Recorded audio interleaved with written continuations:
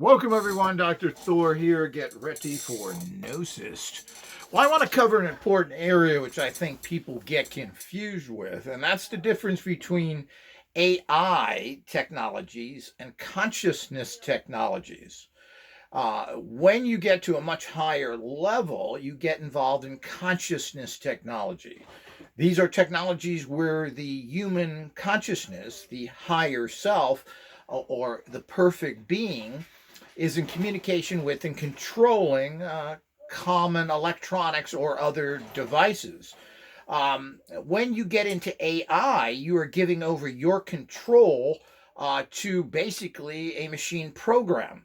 And these things can never think for themselves. They can't generate anything new.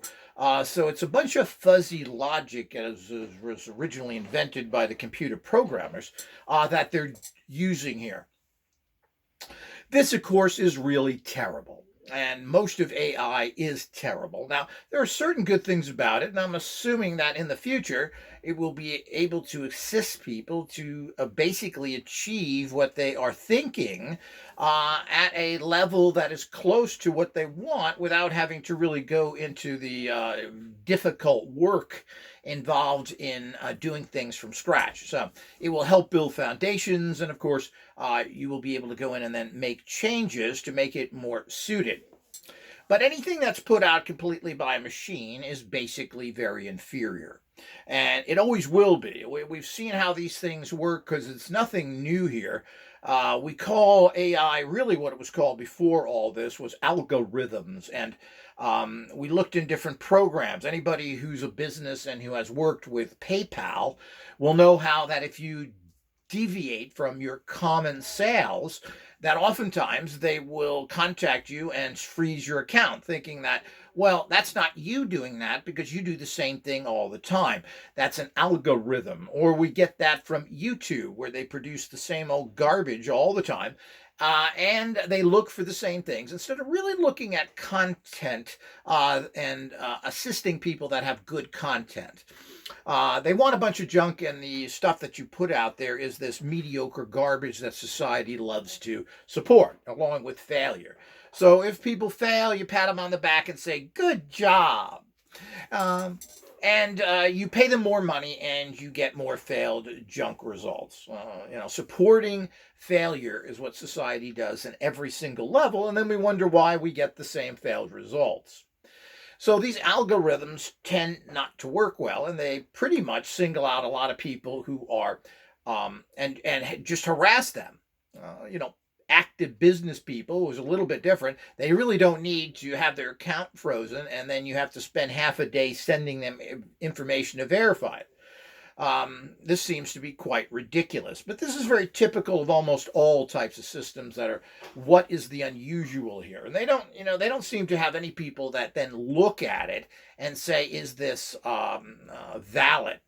And this goes with most anything. Systems are kicking things out, or they have policies, and the people involved, particularly in places like that, and eBay in particular, are some of the stupidest, horrible run organizations you can get, as like eBay. Hopefully, eBay will put itself out of business. It's a multi-billion-dollar juggernaut for the time being. So was Sears, so was MySpace. Now it's time to get a new eBay. This organization, which is bleeding people dry and emphasizing business outside the United States because nobody really wants to deal with eBay anymore, is going to kill itself. And the inferior organizations and not understanding the power of the U.S. market will kill them because foreign markets don't operate like the United States. I mean, basically, eBay overseas is nothing more than a regular store similar to Amazon. So you run into all sorts of problems, but eBay don't get that. So it's really sad. But everybody's had their run, had their time, and new people need to take over. But algorithms where we have computers making decisions, and what also happens is this becomes a self-fulfilling prophecy, and the fact that when the computer states it, no human who thinks they're inferior is going to be able to counter that. So they're going to assume the computer knows something when the computer is wrong. These are the dangers we run into because of basically, we've been told this by a whole class of dumbademia pseudoscientists who have pushed us into a corner, somehow thinking that humans are inferior to machines, which is complete nonsense. You got to remember the humans made the machines, and while machines may be superior in doing repetitious tasks or analyzing massive amounts of data, it originally came from somewhere else. So ultimately, people look for quality that is human involved. We look at things like, oh, that's a well made car. There's a lot of handmade to it. An individual assembler makes it, like it's done with certain cars, as they claim, with Rolls Royces and maybe even Porsches, that individual person makes that. And it's better because of that, because it's not just, okay, the machine made it this way. It takes the human consciousness to judge things. So human consciousness machines mean that you're in control of it, and the machine is assisting you. It's amplifying what you're doing. It's keeping the energy going for long periods of time. But ultimately, the machine is doing what you're telling it. AI is the opposite. AI is telling you what to do. And that's a recipe for horrible failure and, as everybody loves, a mediocre quality of everything. Because really, society loves mediocre. I mean, we support the mediocre in just about everything we do. And of course, as I've mentioned already, failure. So it's mediocre failure that we continue to support, and then we wonder why nothing works right. And if we allow machines to judge this, we're going to continue this cycle of failure and disempowerment of humans. As much as I'm not a fan of humans, the bottom line is that humans have, of course, created everything, the good and the bad. And if people were based more in consciousness, we would produce a lot better products, and we wouldn't have all the problems that we have today with everything. So ultimately, humans have created whatever problems there are, and they are the only ones that can fix it. Now, using machines to do boring, repetitive, or to interpret mass amounts of data certainly is helpful, so we can get it down to a manageable degree for the humans to step in. If we don't do that, we're going to have problems. So, in general, the processing of information is something that's very difficult to have done to a high level. It eventually has to go over to a human to do things. And of course, people don't want that to happen because they don't want to pay people. It's amazing how we want to have so many products and services offered, but we don't want to have any kind of people doing anything so they can make money. I mean, this is kind of a horrible, faulty thinking. And of course, we've been able to now carry this thinking on of having less humans employed because now we're selling to the world. So, there's 8 billion people out there, and those markets are building up. And of course, that's where everybody has to go to because all the other markets were made poor. So these are the kind of things we have to look at that are very dangerous to do. When there was original people, and whether you want to give credit to Henry Ford or not, we have weekends off because Henry Ford decided that we should have weekends off because he wanted his employees, which he gave decent salaries to go out and buy the products that they were making or to buy his cars. People needed time to go out and spend the money that they were starting to make a little bit of. Well, this is 100% logical, but people now want to want people to go out and spend money that they don't have. Of course, again, the game was played by giving people credit. And of course, that's all went down the tubes as well, as we're now in a society that is credited or in debt up to unbelievable amounts. So none of this really works. So we have to be very careful. And of course, because of the fact that mankind in general is so flawed, that we are going to make what? Flawed machines. So to think that machines are not going to be flawed and they're going to do what has to be done on a higher level, of course, is nonsense. And the problem with machines is they can't make any real judgments or have any really honor, code, or humanity, so they're going to make cut and dry decisions. And of course, that may make the evil robber baron, greedy, evil capitalist happy, but that destroys your society. So we need to understand that. So real technology, as I have basically designed, invented, and producing now, takes human consciousness and amplifies it and works with it. You have to put the energy in it. It's coming from you. This way, it's also a pure thought form. So if other people put thought forms in there, or you allow the machine to interpret what you think that they think you want, you really are getting into a horrible situation, which will prove to be worthless for everyone. So this new tech is now coming out very soon. No one's ever come close to this. Manifesting technologies, technologies that actually directly assist you into making things in your life, to producing things in your life, is now here. And the future, and of course, this is the greatest new technology ever to come out. It's $1 trillion market, moving into the fact that everybody, of course, will continue to have their phones. You still need a personal computer for more complicated work. And what you're going to add into that, and what everybody will have in the future, is a manifesting machine, usually a handheld model, which we have as well, and coming out with very new advanced ones of these too in the near future. But manifesting machines is the next level of technology. AI is just filling in blanks where before the computers only produced, let's say, the actual form. So it put the form up, you then had to fill it in. Now AI is filling in the blanks with known common information. The next thing will be, well, that's all well and good, but you need technology that actually empowers everything you're doing. And life is all about empowerment. People who are very successful tend to be people that have these empowerment energies around them. If we look at all the people out there that achieve things, they're basically not very bright. I mean, most of them are just high school graduates. Bill Gates, what was the head of Apple's name? These are people that didn't even graduate high school. Of course, Bezos did graduate, but the point is his business strategies were really kindergarten in nature. Underprice your competition and lose a lot of money, but take over the market. And that's what he did using books and creating Amazon. So certainly this is not advanced a business. Very, very simple. All Amazon really was is a new version of Sears and Roebuck. That's all it is. That was actually taking a huge catalog, which them oldies out there. I guess your youngums won't remember, but Sears had thousands and thousands of pages of catalog stuff, and you could order just about everything from tractors to fat suits. And they lost the market because they didn't computerize it. All that Bezos did was come along and do that. So that's all it really is. Even the operations of Sears and Roebuck was very similar to Amazon.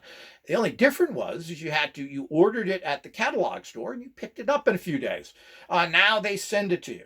So remember, these aren't geniuses. Why are they successful? Well, there's many reasons for it. But the bottom line is these people intrinsically have these manifesting energies around them, drawing in all those energies to make them successful. Steve Jobs is who I was thinking of. Apple. This guy was a complete bozo and knew absolutely nothing, had no training, had no technical abilities, had nothing. And all he did was graduate high school. Try and get a job at Apple when you put that on your resume. So the whole idea is that these are all very have to be things that are noted by a manifesting scientist as myself, the expert in the field for 40 years, the only expert in this area, by the way.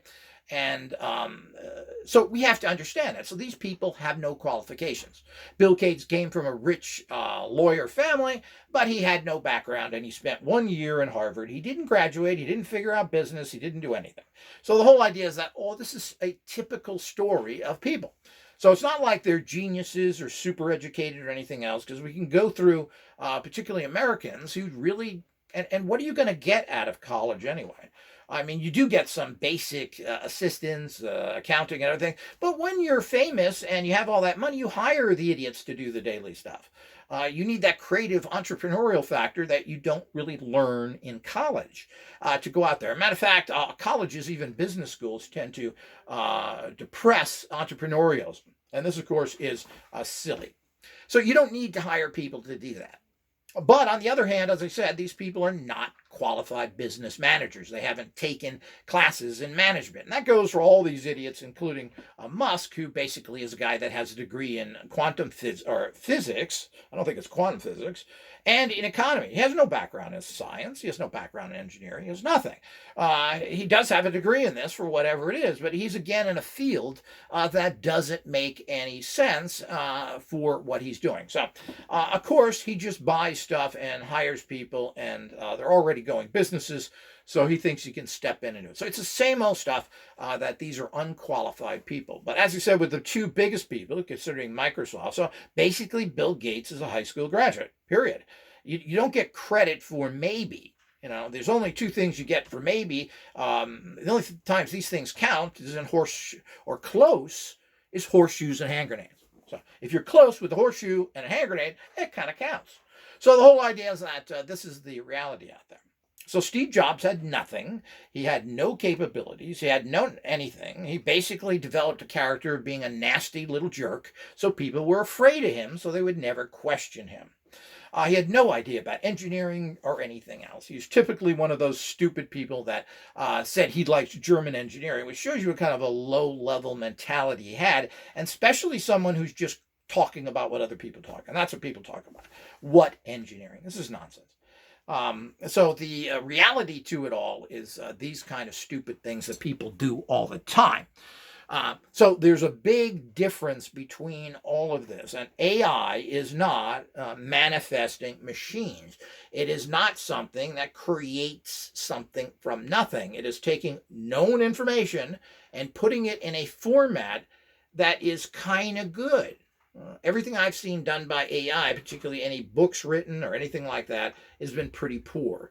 Now, it is interesting that in some areas it's impressive to a degree, but you're never going to get that great touch that comes from inspiration and doing something yourself. But putting together cheap little ads and little movies and other things does have its place to a degree, and is quite fascinating how some of this is good. But in the end, it lacks a lot. And of course, I'm assuming this is going to improve in the future. But ultimately, these things can be a help to get out a low-level basic information out to people, and can be very helpful in business, especially if you have a low-staff business and you can't spend weeks and weeks producing a 3-minute little video that you want to use as a sales thing. Well, you can have that produced virtually within a couple of minutes using some AI. So there are good things, and we expect this to go ahead. But ultimately, everything has been invented by human consciousness. Anytime we take human consciousness out of the equation, we get inferior junk, and then we get things that are made up by really ignorant, non-intelligent. There's no such thing as artificial intelligence, by the way, anyway. All of this stuff. Now, machines can develop in a bizarre, strange way if they're filled with information. It's like filling a machine with a brain. If you get to a high level with the kind of technology that I offer, you will actually be able to create a certain machine consciousness that can operate above the level of just following the electrical programming within that machine. And of course, that's what I'm doing right now. I'm actually putting consciousness directly into the operating system of computers through the use of optic energy beams and the use of USB energy fields that go into it. This is groundbreaking. This is the biggest breakthrough that we've ever made in science ever. We're actually creating consciousness alive machines through this process. And of course, at this level, it is, I don't know if it's primitive, but it's starting at the beginning. It's certainly amazing what this technology can do and will be demonstrated. And in the near future, this technology, as it's brought to the public, is going to be shocking of what it produces for people. But we're actually making machines create their own internal consciousness.